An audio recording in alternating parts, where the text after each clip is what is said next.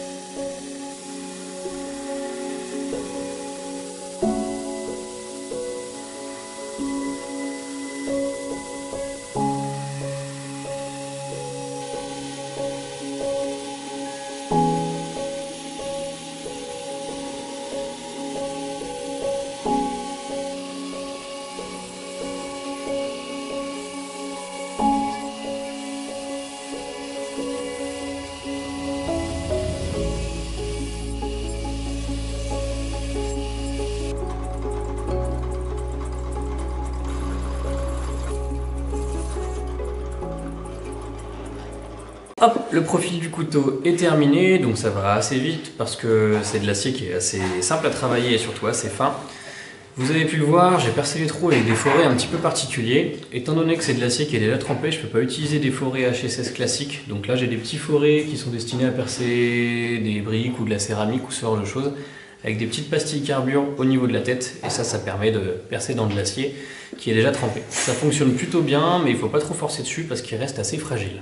Je ne vais pas aller beaucoup plus loin avant de faire la trempe parce que là l'acier est assez fin, et si jamais je fais des émoutures maintenant, j'ai peur que ça soit trop fin pour tremper et du coup que ça torde plus facilement.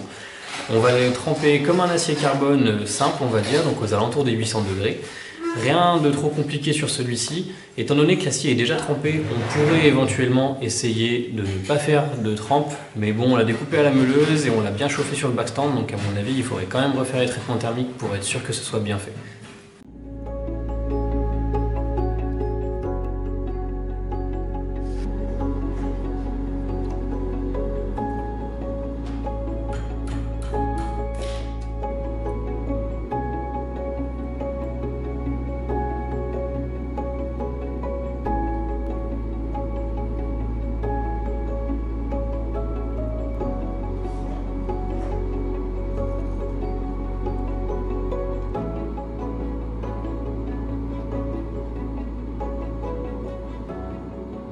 Hop, donc juste après la trempe, je l'ai serré entre deux plaques, enfin deux tubes carrés d'acier pour pouvoir faire en sorte qu'il reste droit. On va voir si ça a servi à quelque chose.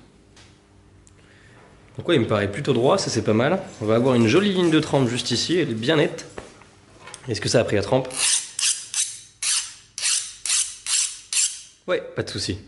Voilà le couteau après les traitements thermiques. On a toujours une jolie image de la ligne de trempe. Donc maintenant on va faire les émoutures et puis ensuite on pourra passer aux finitions de la lame avant de s'attaquer aux manches.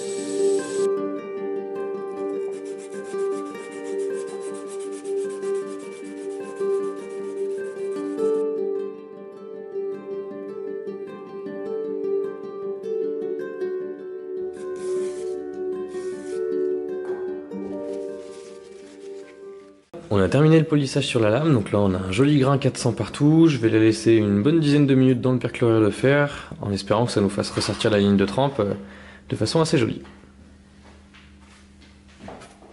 Ben voilà le résultat après la sortie de l'acide et un petit peu de polissage, un petit peu comme j'ai l'habitude de le faire pour la révélation des lignes de trempe.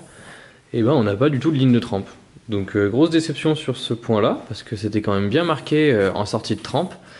L'hypothèse que j'ai, c'est que l'acier qui est utilisé ici a quand même la capacité de tremper suffisamment en refroidissant de lui-même à l'air libre pour pouvoir prendre une trempe qui soit correcte. Donc en fait on n'a pas eu de grosse différence de dureté entre la partie qui était immergée dans l'huile et la partie qui n'y était pas. Ce qui me conforte un peu dans cette hypothèse, c'est qu'ici on a quand même une petite ligne de trempe qui est visible des deux côtés et qui correspond en gros à la limite à laquelle la lame était chauffée. Donc voilà, c'est un petit peu le risque lorsqu'on travaille avec des aciers qu'on ne connaît pas. On a quand même une belle couleur noire uniforme, donc de ce côté-là, je suis plutôt content.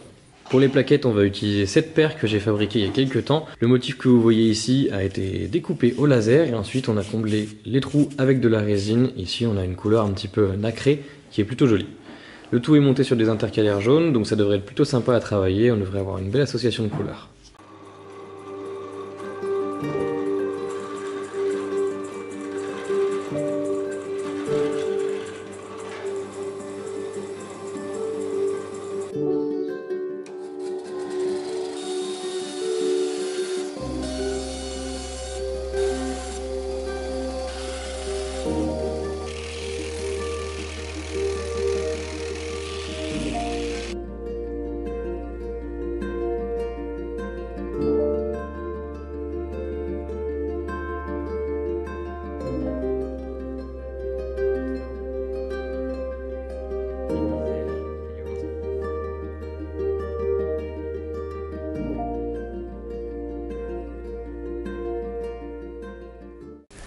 Hey, je vous interromps juste une petite seconde pour vous rappeler que si jamais la vidéo vous plaît jusque-là, n'hésitez pas à vous abonner, à laisser un commentaire et à me laisser un like, c'est votre meilleur moyen de me soutenir. Vous avez également la possibilité de me soutenir sur Tipeee pour m'aider dans la réalisation de vidéos et en contrepartie, vous avez accès à des plans que j'ai réalisés moi-même ainsi qu'à plein de trucs et astuces. J'arrête de vous embêter, on retourne au projet.